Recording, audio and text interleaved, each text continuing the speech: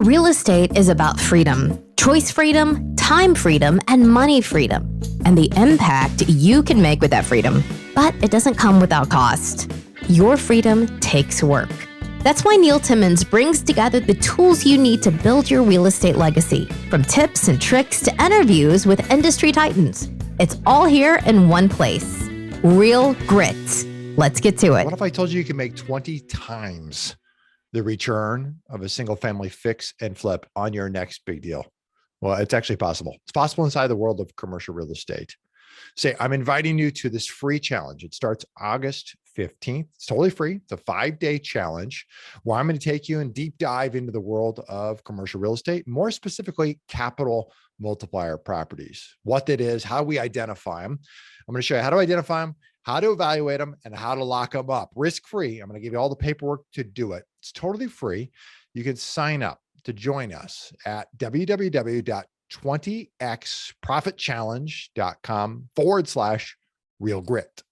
That's www.20xprofitchallenge.com/real grit. And I'll see you in the challenge. Hey, everybody, welcome to Real Grit. I've got Greg Helbeck here. He's a full-time flipper wholesaler. He's done over 120 deals in New York, Texas, California. So he runs the gamut here on his locations. He's been acknowledged as one of the top sales trainer over the last few years who's helped some of the country's biggest real estate teams optimize their sales process. So I'm excited to have him here. Greg, how are you?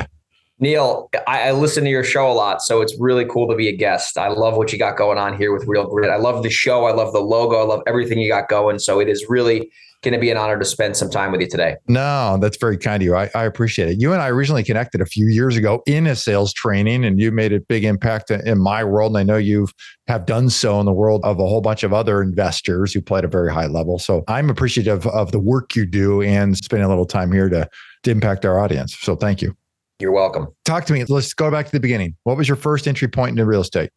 Great question. So I was 20 years old. This was some time ago now. And are you even 30? I'm not 30 yet. Yeah, so some very soon. Ago. Three more years and I'll be the big 3-0. Yeah, good. Looking at Social Security packages. But so anyway, I went to a seminar and they were talking in Newburgh, where not too far from where I grew up, and they were talking about how to double close a real estate deal. And I'm like, what the hell is that? Yeah. And they were like, so you can buy a house and you can have the buyer pay for it. And then if you get it for cheaper than the buyer, you can make the difference. And they were like to the tune of $20, $30, $40, $50,000. And I go, oh my gosh, I want to do that. So I remember I turned around, I looked at my two friends who were in the seminar with me, and I said, I don't care what you guys are doing. I said, I'm going to sign up for the next level course. And, if you guys were smart, they already said we can do a 2-for-1 and we can split it. We can probably talk them into a 3-for-1. And my one friend, Kevin, said, no, I don't want to do that. My other friend, Devin, funny they have names rhymed, said, I'll do it with you. Devin's a millionaire now. Kevin's still very successful, but Devin and I took the leap of faith as two young kids, literally still in college. Went to another seminar they kind of gave us the mechanics of how to do it. And after that second seminar, I went out on my own with Devin actually at the time. And we started marketing for deals, putting out signs. I spun my wheels for about 9 months, ran into a wholesale deal. I think I made like $1,000 or no, the first one was a referral. My friend was like, I need you to take pictures and I'll give you $1,000. So I did that, made $1,000. Then I ran into like a $5,000 wholesale deal and then, kind of stumbled upon the business from there. And I really didn't start making decent money till I was probably 22, I would say 21, 22. I started to do deals consistently. And I guess, as I say, the rest is history. Yeah. Was there a pivot that allowed you to shift out of struggle into consistent deals? Great question. So what I think happened is my skills were compounding and I didn't see the results right away. So I was getting these reps in. And in the beginning, when you're brand new to anything, you don't have a lot of skills. You got to learn those skills over time. Right. So I was compounding my skills month after month after month after month and making offers and getting leads.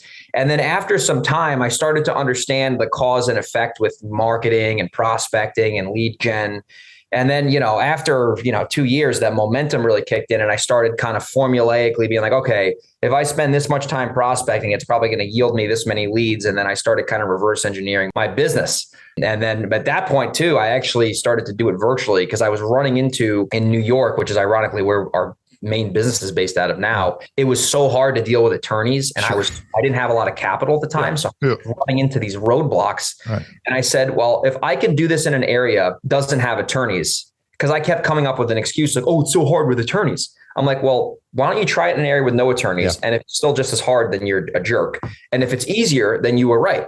It was actually a lot easier in Texas with no attorneys. Yeah. So we started doing business down in Dallas, Texas from like 2018 to 2020. And it allowed me to really stack up a lot of capital, then eventually go back into the New York market and start, taking a pretty big market share up there. Were you buying virtually in Texas?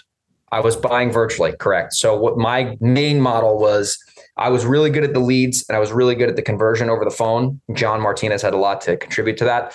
And I started locking up deals and then I didn't know really how to sell them. So I would partner with someone on a JV basis and he would pretty much wholesale these houses. I would have no involvement whatsoever. I would just collect half the profit. Yep. And then after doing that, I started saving money up and then we started taking these properties down in cash because in Texas, I mean, it's expensive now, but at the time it really wasn't that expensive. Right. So we were buying houses for 20, 30, 40, 50, 60, 80 grand, yep. Going in halvesies and doubling our money. And that started to get a lot of traction. And then from there, I started growing the business. And then at some point you just started doing business in California. Yeah. So I moved to San Diego I moved here in 2018. So I lived in San Diego and I was afraid to do deals because apparently it was so freaking hard, which it is. And I can talk about that. But I was like kind of sitting on the sidelines, doing my business in Texas, doing my business in New York, doing really well. And I was like, you know what? I was like afraid. I'm like, San Diego sellers are so difficult. I don't want to look like a fool and blah, blah, blah. And one day I was having lunch with my friend up in Laguna Beach, and he was talking to me about these deals he was doing. And he's a smart guy, but certainly isn't a genius. And I'm like, well, if he can do these deals in California, I can do these deals in California. Started marketing in California. And after committing to doing the business, I got a big wholesale deal out in Spring Valley, which is a San Diego suburb. Yep. And then ever since then, I don't do a ton of volume in California, but I do like 6, 7, 8 houses a year. And we'll do, $40, $50, $60, $80,000 per deal. Yeah. Yeah. The profit, the money's there, right? Mm-hmm. Yeah.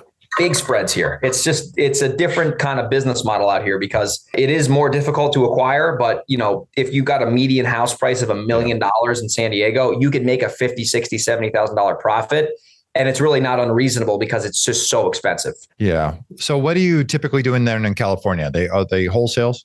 They're wholesales and they will be rehabs if there's that much spread on them. So for example, if I can wholesale a deal and I can make 40, 50 grand without really doing much and it's like unquestionable, then I'll probably lean towards that. But I picked up a condo a couple of months ago and I could have assigned it for like 15 grand. And I was like, this is a pain in the butt to get this deal. Let me take it to the market and let me retail it. So I put like 15K into the thing because it was just a small condo. Yep. And we ended up selling it and made like $60,000 on that same lead. And I'm like, I could have turned that lead into 15 grand, or I could have done the same thing and pretty much waited, 3-4 weeks to do the construction. Right. And I made 60 grand on the same exact property I would have made 15.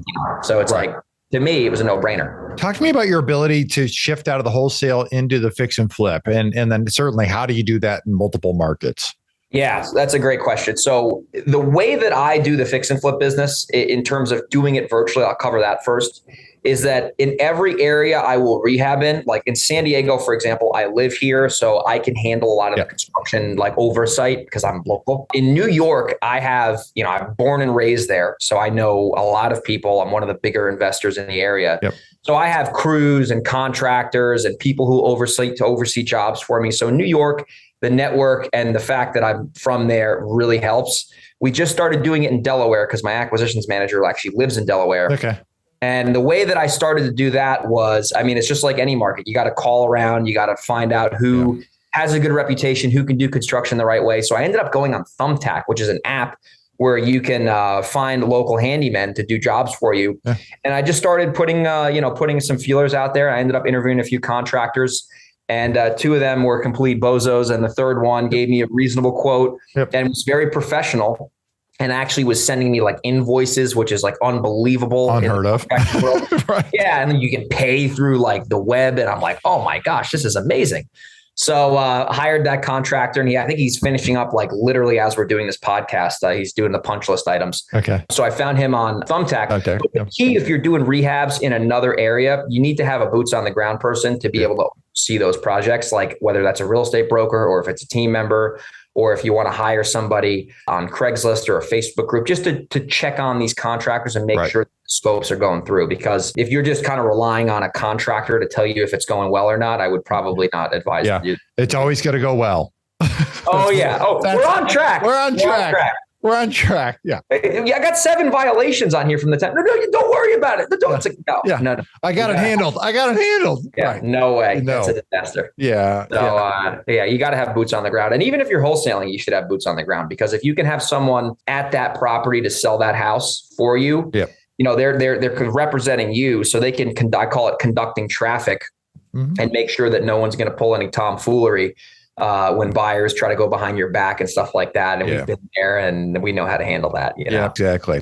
Consistent marketing is the key to consistent deal flow, lead flow that eventually turns into deal flow. What's your number one way for marketing at this point?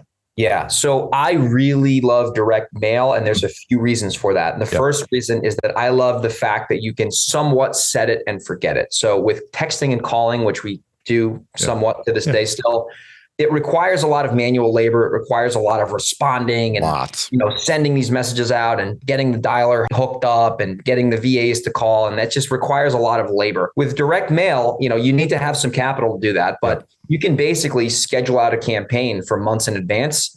And you can have that campaign just go out in batches. So every single week that mail house is going to be dropping 3, 4, 5, 6,000 postcards, and you can predictably expect your phone to ring. So I like the automation part of it. The second part about mail that I really like is that I like that the people give mail a hard time because they say the calls are crap. But from my experience, the lower response rate you get, the better quality of calls you get, because most people are just going to throw that out if they're not interested. Correct. And if they are interested, they're calling a postcard at a 0.5% response rate. They're probably calling that postcard for a reason. So a lot of the times they're going to call, they're going to have their guard up. But when you can build a relationship with them and you can really get them to understand that you're there to solve their problem, those are some of the most motivated people, because about all of them, except for a 0.5%, are throwing that marketing message out. So the people who are actually calling in are, somewhat reasonable to having a conversation, because, it's easy to throw out a postcard. You just take it and put it in the trash. Yeah. If you get a text message, it's kind of inundated. You're like, oh my God, they're texting, they know my number. So you get a higher response rate, but you get a lot of people who are just jerking your bobber. So I like the mail because you get, quality leads. You can do it somewhat, automated. And I like the fact that you can use the math in direct mail to almost, I wouldn't say guarantee success, but put success in a high probability if you mail enough units. So for example, I just did a webinar on how to run campaigns. And I was saying, I'm like, if you're mailing 15 to 20,000 people, the odds of that mail campaign performing are very high, because you're going to get a certain amount of calls, most likely, unless you just totally mailed the wrong list, which I covered in the webinar, how to do the right list. And then out of those calls, you're going to get a certain amount of leads. And out of those leads, there's going to be someone over time who's going to sell you a property and you're going to be able to make a profit. So those are the 3 reasons I really like mail. Yeah. You know what? It's always a function of timing and circumstance. You indicated that most people throw it away. Totally true. Their timing and circumstance changes. It's not like the same person, month after month over the course of a year is throwing them all away. There's certainly a function, some of that, but a percentage of those, life is happening too, right? Absolutely. There's a job loss. There's a death. There's a divorce. There's a baby. There is something along the way that life's just happening to. Their timing and their circumstance changes. Absolutely. And I tell people this, the best list you can mail is not the list that everyone's talking about. It's the consistency list, because like you said, they might get on cycle number 1, they may not have an indication of selling, but when they get the second piece of mail from you and their tenant stops paying rent, they're like, oh, you know what? I'm going to call this person because I want to sell this property. And I remember, I'll never forget the 79 Hudson Drive, New Windsor, New York. The lady calls the third mailer. And this is when I was a one-man show. This was a while ago. And she's like, I keep getting your postcards in the mail. I need to get out of this house in 30 days. I didn't want to sell, but I hate the town and I cannot stand paying the taxes. You got to buy my house yesterday. And we ran right out to that house, locked it up, and made like $75,000. And I'm like, if I were to judge my campaign on the first 2 mailing cycles, it would have sucked. Yes. But because we stuck through it and we mailed the third time, and I always encourage people to mail 4, 5, and 6 times if they have budget for that. That zero ROI turned into an 8-to-1 return on spend because we simply just mailed that third cycle out, which yielded us a $75,000 net deal, which was like, unbelievable. At the end of the day, it's a function of ROI. It's exactly what you just said. It's what are the dollars input in there? You can measure a whole bunch of things. We break it down to the simplest of measurement is what did it cost us? What did it return us? That's all I care about with anyone. That's at the end of the day. That's all I care about. Right. Yeah, absolutely right. Talk to me about deal size. It would seem to me like you got New York, you got Texas, and you got California, and there's the two bookends, and then the other piece somewhere in the middle in dollars and cents. How are your geographical locations affecting your deal size? Great question. So I'll speak about New York because that's our main territory that I know well, and I'm from there, and I go there a lot. I still spend a lot of time there. So New York is very expensive, right? Compared to the rest of the country. So in my area, the average sales price is like $400, $450, which is, a lot of money for most of America.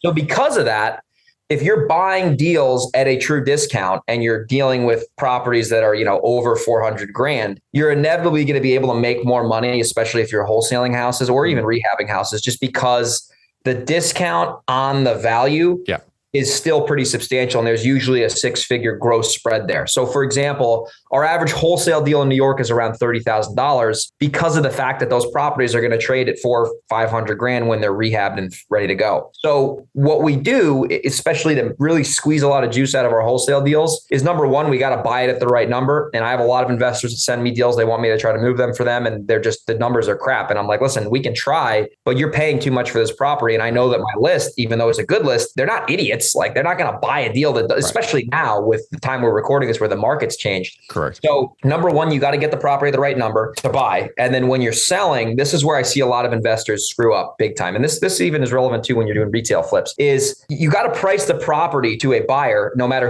what type of buyer, at a low enough number, intrigues and piques a lot of interest to spike up the demand kind of artificially and then create an auction system. So what we do on our wholesale deals when everything goes well and we have reasonable access is we put the property out at a relatively low number, about $10,000 less than what we really think we can wholesale that for. And what that does is it drives up the response on our email campaigns. And then we drive 10 to 15 buyers into a house. And they're all looking at each other like the movie 300 with like swords. And they're like, I want this house. So we don't take offers right away. We say, you're going to go to the house, and we control the entire process. Yeah. You're going to go to the house. There's going to be 15 people there.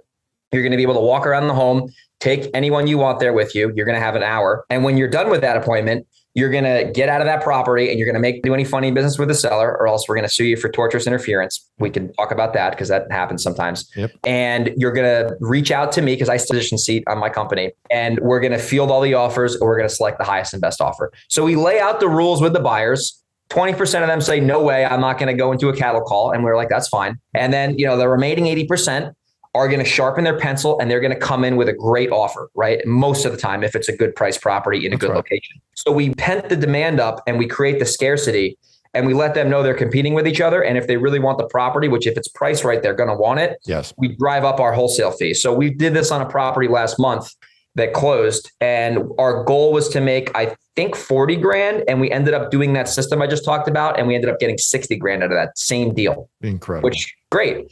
So it's all about supply and demand, and you got to understand how to control the process with your buyers. It's if you're wholesaling. And if you're retail flipping, same thing. You want to put that property on a market, especially now where inventory is going up a little bit, to where it's a sexy price for people. Like if everything's trading at 350, 450, let's say everything's trading at 500. If you list your retail flip on the market for 490 and it's done the right way, you're going to get a lot of buyers in the door, and you're going to create a multiple offer situation. You're probably going to go over 500. Over. Yes. Oh yeah. Going, as I say, going gone. You're totally right. You get on the retail side, you get the emotional component relative to a buyer. And this is the one, they've seen a bunch of things. They lost other ones. They're seeing dogs on the market, and all the buyers are seeing the same thing. Then you're right. Drives the price. Supply and demand. Absolutely. Yeah. No, it's incredible. Bring me back to talking to a seller. The phone rings. You're conversing with the seller based on the breadth of expertise in the sales process for you. How do you identify motivation, and how do you cultivate and lead a seller through a conversation? Great question. So there's a guy named Brent Daniels out there. So what Brett Daniels has, he has this thing called the 4 pillars, which is a condition, timeline, price, and motivation. Mm-hmm. And we do a similar thing with sellers. So what we do when we process a lead internally as a company and we want to see if they're motivated or not, I took my trailing 20 deals. This is a couple of years ago. And I was looking for commonalities. I'm like, well, why did they sell to us? What was going on? What were some indications to determine them to be motivated or not? And I'm using motivated in air quotes because you don't need to be motivated. Sometimes you just have to have a good price. So correct. We found there's actually 6 indicators that will make up a deal. They're a reason for selling. So the seller's got to have a reason for selling. If they're just like, oh, well, I got your postcard and I want to see what your offer is, that might be crap. That might have no intentions on selling. They could be lying. That could be a smokescreen. But generally, the people who we do business with, I want to sell because of X. I'm moving. I inherited this. It's vacant. My tenants have paid. The reason exists, whether they got your postcard or somebody else's postcard, right? There is there's something real. There's a real reason for selling their house. Yeah. And like I said, it doesn't need to be I'm desperate, but it's got to be, hey, I'm selling because of insert the blank. That's right. The second thing is that generally we've seen with the good deals, there's some vacancy factor going on, whether it's a 2-family house, maybe you got 1 vacant apartment, maybe it's a single family house, it's inherited, no one living there currently. Yeah. So there's some sort of vacancy thing going on with the property, it's unoccupied. The third thing, this is my favorite, is that they know they can get more if they list it, but they don't want to list it, right? In our market, our big deal killer is I'm putting it on the market because it's expensive. And there's savvy people living in my areas. These are smart people for the most part list their house. So they don't want to list their house for some sort of reason, which is generally the best indication of a deal. The fourth thing is that this is really New York, California specific. Their asking price is below the Zillow or the Redfin or the Trulia. If they're already asking less than what it's quote unquote worth, we like that indication and that's going to check another box for us. Yep. The fifth thing is that their timeline is within 6 months or less. So they want to sell within a reasonable timeline. A lot of a month, 2 months. Hey, I want to sell by the summer. I want to sell by the winter. There's some sort of timeline going on. And then the last thing is that the property just simply could use some updating. It doesn't need to be a disaster. I mean, if it's a disaster, usually it's, even better. Yeah. But it could use some value add. If it's a turnkey property, gut renovated, quartz and, the things beaming, bright, shining amazingness, there's a low chance we're selling that house at a discount. So in our company, in order for someone to be considered a lead, we call it a net lead, they need to check at least 2 out of those 6 boxes, right? At least. Yeah. And if they're not checking 2 out of those 6 boxes, we know that statistically, they're probably not going to ever sell at a discount. But what you'll find is when people check 2 or 3 out of 6 boxes, usually there's 4 and 5 too. So most of our deals, for example, they don't want to list on the market. It needs some sort of update. They definitely have a reason for selling and their price might be reasonable, right? Less than Zillow. So we just kind of look at those 6 indications and we see how many boxes that prospect checks off. And then if they check at least 2 out of those 6 boxes, we'll continue the process and take them to the next step. If they don't check 2 out of those 6 boxes, we'll simply tell them, hey, Mrs. Prospect, I'd love to buy your house, but based on what you're telling us, it doesn't really seem like we'd be the best fit. And that's a version of going negative. And when you go negative, the prospect either says, you're right, thanks for not wasting my time, or I didn't tell you about the fact that my tenant hasn't paid rent in 5 months. And then, oh, well, can you tell me more about that? And then you see and then we kind of go down the line there. You uncover typically a truth, right? Every time. A lot of people are going to call or they're going to find you online and they're going to be like, they have their cards close. They're just, that's right. What's your offer? I kind of want to sell my house. And when you pull back a little bit, you can never get hurt because they're either going to confirm your statement there and you're going to find out that you're not a fit, or they're going to say, well, I don't want to list it because my granddaughter's living in here and she's a junkie. And then you're like, oh, okay. How long has that been going on for? Well, and then you can kind of go down the rabbit hole there. You're into it. Yeah. Talk to me about your team structure. What's that look like? Great question. So it's me. I sit, as the leader of the business, the owner operator. I have a full-time acquisitions person, Brett, who is an absolute critical factor in our business. He's really good at what he does. He's amazing at buying houses and negotiating and following up, all that stuff. And then I have a world-class assistant, Anna, who deals with the transaction coordination. She deals with a little bit of the lead management if needed, if we're getting really swamped. And then, so she deals with the lead management and the transactions. Brett deals with all the front end stuff with the buying of the houses. And then I sit on the back end where I deal with the dispositions, whether they're retail dispositions or wholesale dispositions. And then I deal with the financing and the overall systems and strategy and things like that. You can move mountains with the proper team. I really started getting into this about a year ago and hiring people because it is scary at first. Sure. And it's when you have a really solid team, and a lot of people I see, they have these huge teams and that can work. I like the small, lean and mean team where everyone makes a lot of money because there's a lot to pass around, and everyone can really own their role and almost feel like they're a mini owner of the business. And I found that to be very fulfilling to be able to lead 2 people and go deep with them versus having, 10 people and not being able to really give the proper time to those team members. So that's at least my experience. I really like the small, lean, mean team. And it's fulfilling to be a leader. I mean, it's not easy and I'm always working on it. Yeah. But when you can help other people get to their goals through your business, it's invaluable because it's a very fulfilling feeling when you can really help someone get to the next level by being on your team. What's your culture look like there?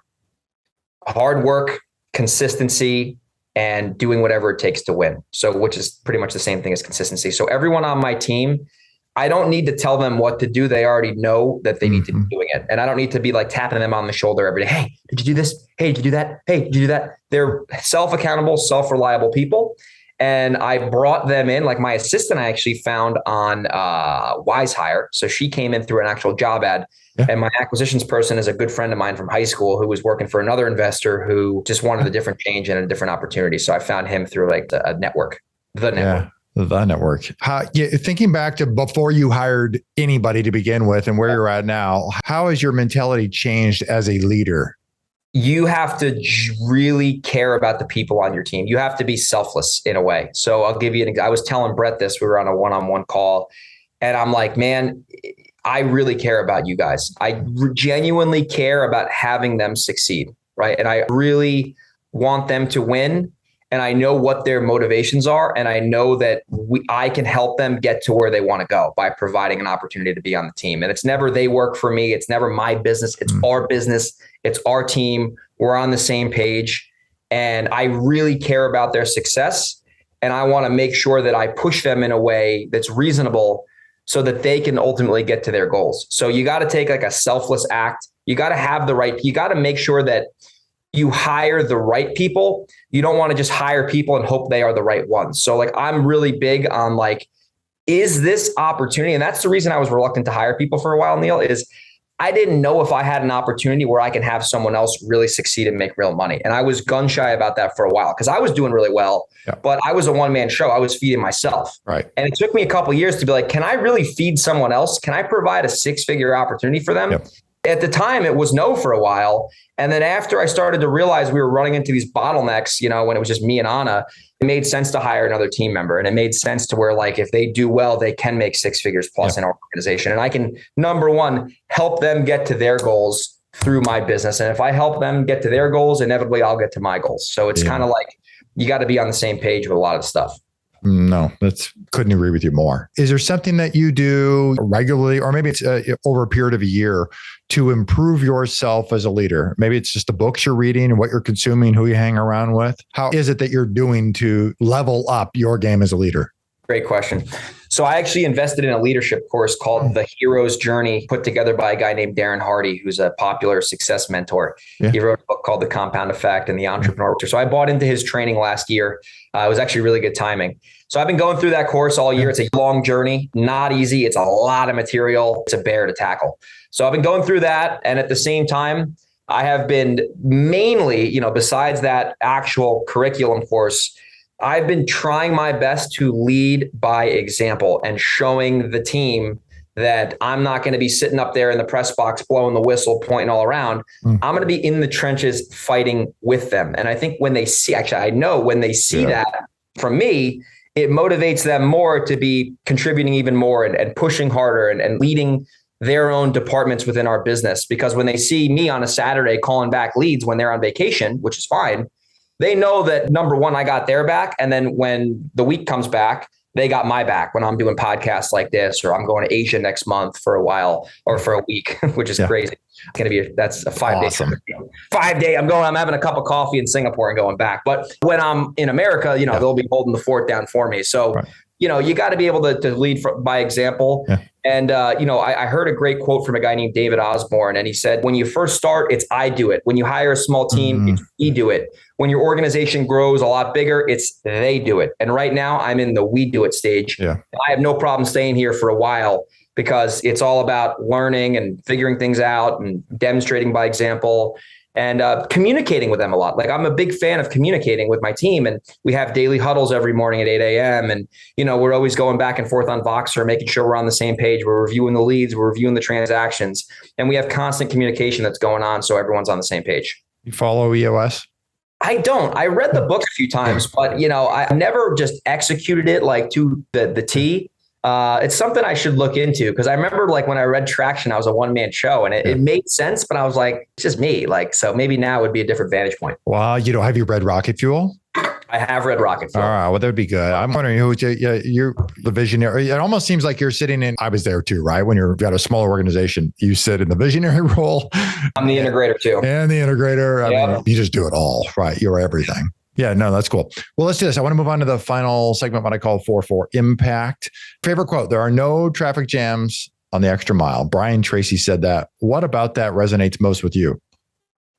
I really love that quote, because it just goes to show that if you just show up and do a little bit extra, as Ed Mylett would say, one more, that compounded over time is going to separate you from the rest of the pack. Because a lot of people, I'll give you some real examples on that. A lot of people will just do what they need to do to get by. And that's a subscription to mediocrity and survival. So for example, if you're going to be a no traffic jams on the extra mile or a one more kind of person, it will separate you when you compound that every single day. So if I'm reading a book, I still do this every single day. If I'm reading a book for an hour, I take my timer out and I put one more minute on there and I read that extra freaking minute. If I'm making calls, which I do a lot of, if I got my calls done for the day, I'm going to make that extra call today, because when I stack that extra call up over a 365-day year, there's another $150,000 going to the bottom line. So, and it's just that mentality when you look at your efforts and you go that extra distance, no one else is really doing that. Everyone's going to just do the bare minimum or whatever's required to survive. And I don't want to survive. I want to thrive and succeed and be the exception. So that's just a principle that I personally live by. We don't compete against markets. We only compete against other people doing the same thing, right? In the environment that we're in. Yep. All it takes is one more. Do one more. The Power of One More. That's another great book, by the way. Eddie Mylett just came out with it, and I've read it. I haven't read it, but I did see it. That it came so out. Good. Yeah. So it just talking about that book just gets here. I'm fired up, man. I want to just go crank. Yeah. What do you think holds most investors back from hitting their personal next level? It's a weak self-image. It's not having the internal belief that they can actually do it, because they probably, as Ed Mylett would say, didn't keep the promises they made to themselves, and they don't truly believe that they can do it. So if they work on fixing their self-image or their identity, and this is all from Ed Mylett, not from me, they'll be able to actually say they're going to do something and then follow through with it. Because a lot of people, they want to make money in real estate. They want to quit their job. They want to do, et cetera. But they subconsciously sabotage themselves because they know they can't do it, because they have not proven to themselves that they can do the actions every single day. If they just took their emotion out of it and said, I'm going to make these calls for an hour a day and I'm going to do this for 90 days straight, they're going to start to get their subconscious mind to believe that they're a person who's going to do what they say they're going to do. Therefore, they should get the results that they should get when they do the work. So that's kind of a high level pie in the sky thing, but I really think that is the separator, because you could listen to a show like this or a show out there on the web, and the tactics are there. The information is there. Right? You can pay a consultant and they can tell you exactly how to make six figures. But if you subconsciously don't think you can do it, you could have the best information coming from anyone, and you'll find a way to self-sabotage yourself. That can start with something small, can it not? To be the type of person who does what they commit to do. I mean, it could be as simple as, hey, I make my bed every day, and then actually make your bed every day. And all of a sudden, compounding, right? Over a period of time, you will self-reinforce. I am the type of person who does what I say I'm going to do. And it translates. It'll translate to the real estate game. That's exactly right. To anything you apply to, it does not matter. It's almost so powerful, it gets missed, because it's like, if you know deep down inside in your core that you are a person who is a winner, who's going to do what they say they're going to do, it doesn't matter what business you're in. If you're an insurance rep, you're going to go make 500 grand in the insurance business because you know you're going to commit to the process every day, which over time with improvements and reflection will yield you the results you want to get, because it's a proven model. Correct. I think it gets overlooked because it feels too simple. Exactly. And people it is that simple. Overcomplicate. They're like, you got to make $1 million by this. Like, it seems like it should be more difficult. It's funny you say that. Yeah. In our company, right, our entire business is, we have all the tools and all that fancy stuff. Yeah. The critical factors are on a Google spreadsheet. How many leads came in today? How many offers got made? How many contracts got signed? How many closings happened? What was the revenue? That's our entire business on a freaking Google spreadsheet. And I look at it every day. All we did was take the exact same factors and put it into a dashboard. They're the same 5.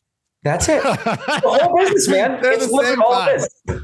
Right? People will call me sometimes and, I'll get on the phone and chit chat. Yeah. And, they're like, oh, I'm not getting any deals. And, I'm like, how many offers did you make? And they're like, I haven't made an offer. I'm like, well, there you go. You got to make offers. And in order to make offers, you need to have leads. Yeah. And in order to have leads, you have to commit to a certain traffic channel and you got to get good at that. Correct. It's a simple business. It's not easy. You know that. I know that. Yeah. But if you really just do the basics every single day and you stack the momentum and you work on your self-image, you will be a machine in 5. You will be a machine because you have committed to that process, which is going to get you those results. Yes.